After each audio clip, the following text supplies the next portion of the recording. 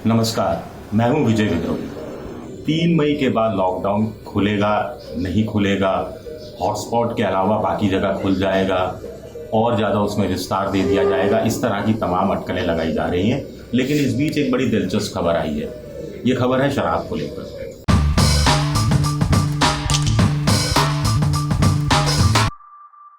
आपको ध्यान होगा कि कुछ समय पहले फिल्म कलाकार ऋषि कपूर ने यह कहा था कि शराब की दुकानें खोल दी जानी चाहिए, इससे कम से कम कोरोना काल में लोगों को थोड़ा टेंशन दूर करने का मौका मिलेगा। तब इसका मजाक भी उड़ाया गया था और इसको बहुत गंभीरता से नहीं लिया गया था। लेकिन अब राज ठाकरे, जो महाराष्ट्र के मुख्यमंत्री उद्धव ठाकरे के कज़न ब्रदर हैं, उनका कहना है कि शराब की दुकानें खोल दी जानी चाहिए।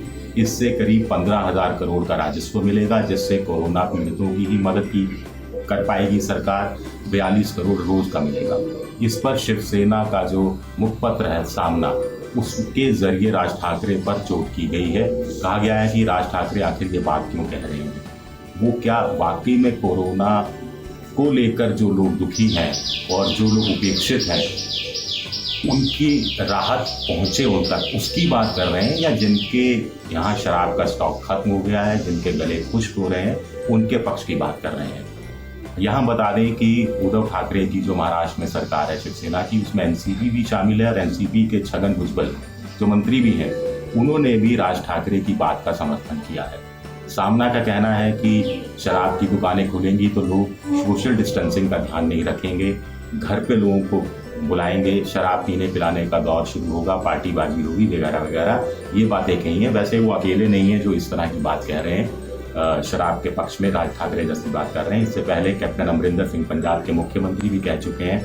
उनका ये कहना है कि शराब से कोरोना फैलता नहीं है, इसके कोई साइंटिफिक प्रमाण भी नहीं है। उनका ये कहना था कि इस समय जो हम सब्जी खरीद रहे हैं या फल खरीद रहे हैं, उसको लेकर फिर भी संदेह हो सकता है, लेकिन शराब को लेकर कोई संदेह नहीं है। वो अपनी बेबाकी के लिए कैप्टन अमरिंदर सिंह जाने जाते हैं, पटियाला के हैं, और आप जानते हैं पटियाला पैक्ट की बात हमारे यहाँ बहुत की जाती है। उससे सटा हुआ राज्य है हरियाणा, जहाँ के मुख्यमंत्री बीजेपी के हैं, संघ से बहुत जुड़े हुए हैं, जुड़ाव रखते हैं। खट्टर साहब ने भी कुछ समय पहले इस तरह के संकेत दिए थे कि शराब की दुकानें खोली जानी चाहिए।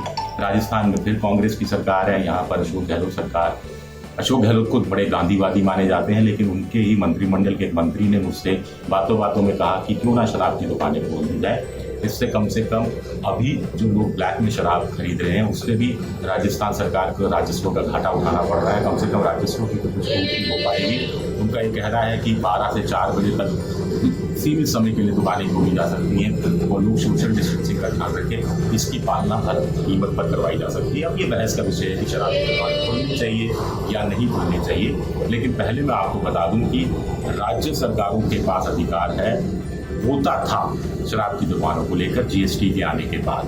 बाकी जगह तो जीएसटी के चक्कर में राज्य सरकार के हाथ में कुछ रहा नहीं। वो शराब की दुकानों के जरिए, तंबाकू के जरिए राजस्व को बढ़ा सकती थी। लेकिन जो विपदा कानून है 1897 का, उसके अधिकार का इस्तेमाल करते हुए, अपने अधिकार का इस्तेमाल करते हुए मोदी सरकार ने इस अधिकार को भी अपने हाथ में ले लिया है। यानी अब केंद्र सरकार ही चाहेगी तो शराब की दुकानें खुलेंगी और केंद्र सरकार चाहेगी तो शराब की दुकानें नहीं खुलेंगी।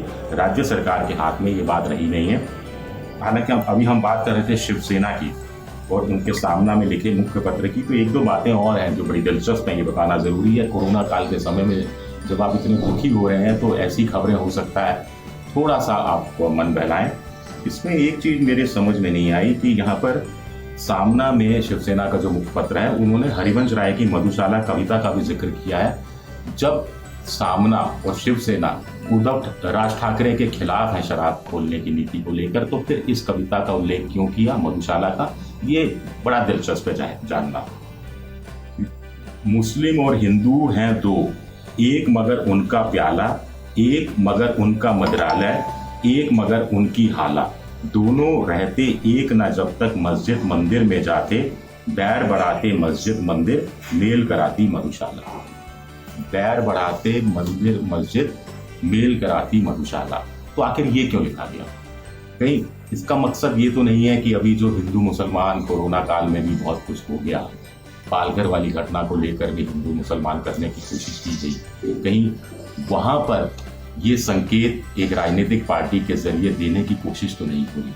खैर, ये बातें अलग हैं, ये बहस का विषय अलग है, लेकिन राज ठाकरे की मांग का समर्थन छगन भुजबल भी कर रहे हैं, जैसा कि मैंने आपको पहले बताया।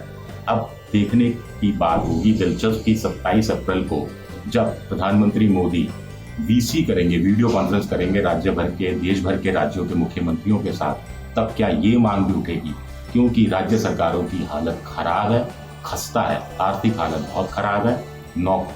जो नौकरी पेशा लोग हैं, जो सरकारी कर्मचारी हैं, उनको तनख्वाह देने तक का पैसा राज्य सरकारों के पास नहीं। एबीपी न्यूज आपको रखे आगे।